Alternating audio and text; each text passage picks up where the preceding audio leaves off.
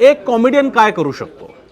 एक कॉमेडियन म्हणजे एक विडंबनकार हा विधिमंडळाचा अजेंडा ठरवू शकतो, विधिमंडळातला चर्चेचा विषय ठरवू शकतो. आणि हेच झालेलं आहे कुणाल कामरा याच्या व्यंग्यात्मक एका कवितेमुळे, जे असं म्हटलं जातं, ज्याने स्वतःहून असा दावा नाही केलेला आहे, पण असं म्हटलं जातं, असं सगळ्यांचं म्हणणं आहे की उपमुख्यमंत्री एकनाथ शिंदेंवर केलेली कविता आहे. ठाणे का रिक्षावाला या अर्थानं जे काही केलेली आहे ती कविता सगळ्यांपर्यंत पोहोचलेली आहे. आणि यामुळे जो वाद तयार झालेला आहे, त्यामुळे पुन्हा एकदा अभिव्यक्ती स्वातंत्र्य, राजकारण्यांवरती व्यंगात्मक टिप्पणी करावी की नाही, अभिव्यक्ती स्वातंत्र्यावरती गदा, महायुतीचं काय म्हणणं आहे, भाजप, शिवसेना, काँग्रेस आणि बाकीचे पक्ष आणि असे सगळे मुद्दे आलेले आहेत. आणि या निमित्तानं पुन्हा एकदा की जेव्हा कुठला असा कॉमेडियन किंवा व्यंग हे आपल्यावरती येतं, त्यावेळी राजकारणी किती दुखावले जातात हे पुन्हा एकदा समोर आलेलं आहे. नमस्कार, मी प्रसन्न जोशी. आपण पाहताय माझा मुद्दा, ABP माझावर. महाराष्ट्रामध्ये राजकीय व्यक्तींवरती झालेली टीका ही हसत खेळत घेतली गेलेली आहे, असं फार कमी वेळा घडलेलं आहे. उलट सगळ्या राजकीय पक्षांचा इतिहास जवळपास असा आहे की अशा कॉमेडियन किंवा पत्रकार किंवा नाटककार किंवा सिनेकलाकार यांच्यावरती टीका झालेली आहे, मारधाड झालेली आहे, तोडफोड झालेली आहे. याची उदाहरणं पण देता येतील. त्यामुळे कामराला जाण्यापूर्वी आज जे शिवसेना, उद्धव बाळासाहेब ठाकरे पक्षाला कामराचा फार पुळका आलेला आहे, किंवा राष्ट्रवादी काँग्रेस असेल, या सगळ्यांची अशी एक एक उदाहरणं दाखवता येतील. शिवाजी पार्कवरती एका वाहिनीचा असाच कार्यक्रम होता, त्यावेळी मोडतोड कोणी केली होती.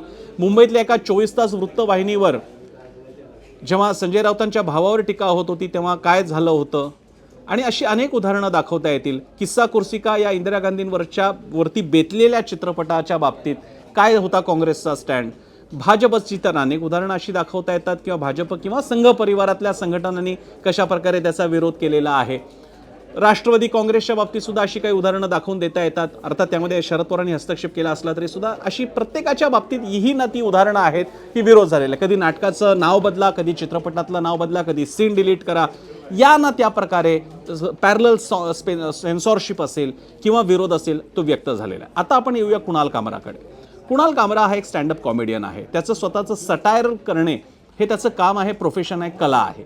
आणि ती लहान मुलांसाठीची नाही, ती ॲडल्ट लोकांसाठीची आहे, ज्यांना एक राजकीय संदर्भ ज्यांना लक्षात येतो अशांसाठी आहे. आणि तो कार्यक्रम एका बंदिस्त ठिकाणी होतो, तो यूट्यूबवरती जातो, ज्यांना बघायचं आहे ते बघतात. जर का असं मला वाटतं, कारण हा माझा मुद्दा आहे, कार्यक्रमाचं नावच माझा मुद्दा आहे, जर का कुणाल कामराचा कालच्या कार्यक्रमावरती जे काही राडा झाला तो झाला नसता तर कदाचित हा किती पसरला असता याबद्दल मला शंका आहे. माझं व्यक्तिगत मत असं आहे की कुणाल कामराकडे जर का एकनाथ शिंदेंनी आणि त्यांच्या शिवसेनेने दुर्लक्ष केलं असतं तर एकनाथ शिंदे यांची राजकीय उंची, त्यांच्या पक्षाची राजकीय उंची ही शिवसेना, उद्धव बाळासाहेब ठाकरे यांच्या पक्षामध्ये जे यापूर्वीच्या घटना घडलेल्या आहेत आणि ज्याची मढी त्यांच्याही बाजूला आहेत त्याच्यापेक्षा ती वाढली असती. की एकनाथ शिंदे अशी टीका होऊन सुद्धा काही करत नाहीत, शिवसेना काही करत नाही, ही मोठी संधी होती. त्यामुळे पक्षाला तर फायदा झालाच असता. आणि शिवाय तुम्ही सत्तेत असताना, जेव्हा उपमुख्यमंत्री असताना जेव्हा तुमचे लोक राडा करतात त्यावेळी तुमची जबाबदारी वाढते. या बाबतीत शिवसेना, शिंदेंची शिवसेना, त्यांचे कार्यकर्ते हे चुकलेले आहेत हे स्पष्ट सांगावं लागेल. हे टाळायला हवं होतं. आता त्याचवेळी दुसरा मुद्दा सुद्धा येतो की मग कुणाल कामरा याचा विनोद अशाच प्रकारे स्वीकारावा का, तो काही बोलेल. त्याने पुन्हा एकदा असं म्हटलं जातं की, कारण त्यांनी नाव कोणाचंच घेतलं नाही आणि तीच त्याचं साहित्य, त्याचा सगळा गेम तोच आहे. त्याने नाव घेतलं तो कायदेशीर कचाट्यात अडकेल. त्यामुळे त्याने प्लॅटफॉर्मवरती तो उतरला असताना काय त्याला एक चहावाला भेटला वगैरे, त्याच्याकडे एक मुलगा होता, त्याला तो गंजा म्हणाला वगैरे वगैरे. या सगळ्या गोष्टी कुणाच्या बाबतीत आहेत हे तो सुद्धा सांगतो की तुम्हाला माहिती आहे मी कुणाबद्दल बोलतोय ते. आता एक कुणाबद्दल बोलतोय तर लोकांचं म्हणणं असं आहे की ते पंतप्रधान मोदी किंवा अमित शहांबद्दलचं आहे. महाराष्ट्राबाबतीतली कमेंट ही एकनाथ शिंदेंबद्दलची आहे असं लोकांना वाटतं. हे त्यालाही माहिती आहे, पण तो स्वतःहून बोलत नाही आहे. त्यामुळे ते एक विचित्र स्थिती अशी होते की तो काय म्हणतो हे त्याला माहिती आहे, लोकांना माहिती आहे, सगळ्यांना माहिती आहे, पण तेच बोलतोय असं सगळेही म्हणू शकत नाहीत अधिकृतरित्या, तोही सांगत नाही आहे अधिकृतरित्या. असा हा वेगळा गेम आहे. आता या सगळ्या खेळामध्ये वस्तुतः राजकारण्यांनी पडायचं कारण नव्हतं. आज त्यामुळे शिंदेंची शिवसेना असेल किंवा अख्खी महायुती असेल, यांनी स्वतःला कुणाल कामराच्या पातळीला आणलेलं, एका व्यक्तीच्या, कॉमेडियनच्या पातळीला आणले, जे आणायची गरज नव्हती. एका कॉमेडियनचा कार्यक्रम हा विधिमंडळाचा अजेंडा सेट करू शकतो, एक अख्खा दिवस त्याच्यावरती वाया जाऊ शकतो का, याचा विचार करायला हवा होता. त्याचवेळी कुणाल कामरानेही हे म्हटलेलं आहे की भारत, आणि हे अनेकदा वाटलेलं आहे मला, की भारतामध्ये ॲडल्ट कॉमेडी असेल, रोस्ट असेल, पॉलिटिकल कॉमेडी असेल, यासाठी अजून समाजमन बनणं बाकी आहे. मी स्वतः असा विनोद मला बघायला आवडेल, असे कार्यक्रम, उत्तम कार्यक्रम अमेरिका आणि पाश्चात्य देशात होतात, पण भारताची रिॲलिटी वेगळी आहे आणि त्याला तुम्हाला दरवेळी प्रयत्न करावे लागतील, पण ते पूर्ण स्वीकारले जात नाही आहेत. कुणाल कामराला त्याची किंमत मोजावी लागेलच, पण कुणाल कामरा इतकीच, कुणाल कामरापेक्षा आणि जो माझा जास्त महत्त्वाचा मुद्दा आहे, जो माझा मुद्दा आहे, तो असा की कुणाल कामराचा कार्यक्रम मुंबईत ज्या ठिकाणी झाला त्या सकट आता महाराष्ट्रामध्ये किंवा कदाचित देशात आम्हाला हे कॉमेडियन नको रे बाबा, आम्हाला या राजकारणात पडायचं नाही आहे, आमच्या जागांची नासधूस होते, आम्हाला याच्यावरती दरवेळी कारवाईची लटकंती तलवार राहते, त्यामुळे आम्हाला हे नको आहेत, आम्हाला तर राजकारणी कॉमेडी नको आहेत, अशी जर का प्रवृत्ती सुरू झाली तर अनेक कुणाल कामरा आज एस्टॅब्लिश्ड आहे, त्याला काही अडचण येणार नाही, उद्या त्याने घरातून कार्यक्रम केला तरी तो जाणार आहे. पण उभरते कलाकार जे असणार आहेत कॉमेडियन, त्यांच्यावरती याची मोठी टांगती तलवार असेल, त्यांना मोठा याचा सामना करावा लागेल. कारण ती जी स्पेस आहे मुंबईमध्ये ज्या ठिकाणी तो कार्यक्रम झाला, ती स्पेस एकतर बंद तरी होईल किंवा ती यापुढे राजकीय सॅटॅरिकल कार्यक्रमांना नकार देईल आणि हे जास्त वाईट आहे माझ्या दृष्टीने. अशा कार्यक्रमांना होऊ न देणं, अशा स्पेसेस कमी होत जाणं हे जास्त धोकादायक आहे, हे जास्त काळजीचं आहे.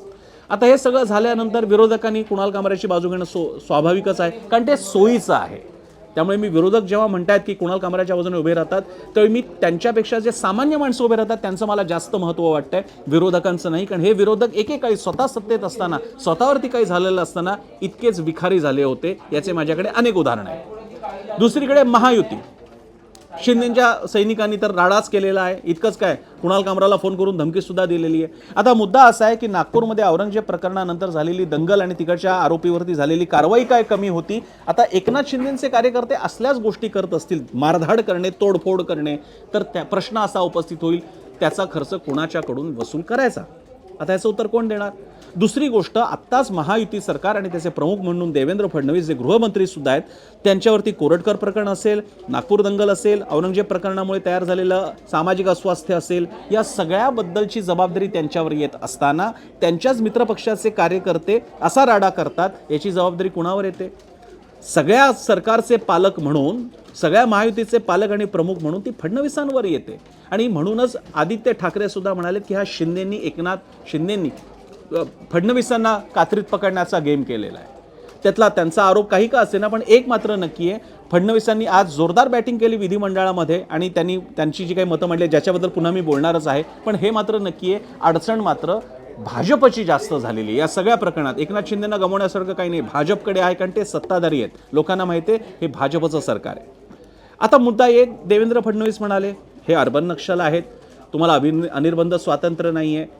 कॉमेडियनच्या बाबतीत जर का इतका वेळ मुख्यमंत्री देत असतील तर तुम्ही मुळात त्या कॉमेडियनचं महत्त्व फार वाढवताय आणि तुम्ही मान्य करताय की त्याच्या बोलण्यामध्ये काहीतरी तथ्य असावं. नाही तर अशा प्रकारच्या कमेंट्स तुम्ही कोणत्याही न्यूज चॅनलच्या, जेव्हा एखाद्या नेत्याचं भाषण चालू असतं त्याच्या बाजूला जी लाईव्ह चॅट चालू असतो तो जाऊन बघा, तुम्हाला कुणाल कामरा परवडला इतक्या वाईट शब्दात सगळ्या नेत्यांबद्दल वाटेल ते बोललं जातं. ही सगळी माणसं सोशल प्रोफाईल असलेली असतात, सोशल मीडियावर ॲक्टिव्ह असतात, त्यांच्या कमेंट्स तर शिव्या दिलेल्या असतात, व्यंग त्याच्यावरती बोललेलं असतं, पण तेव्हा आपण काही करत नाही.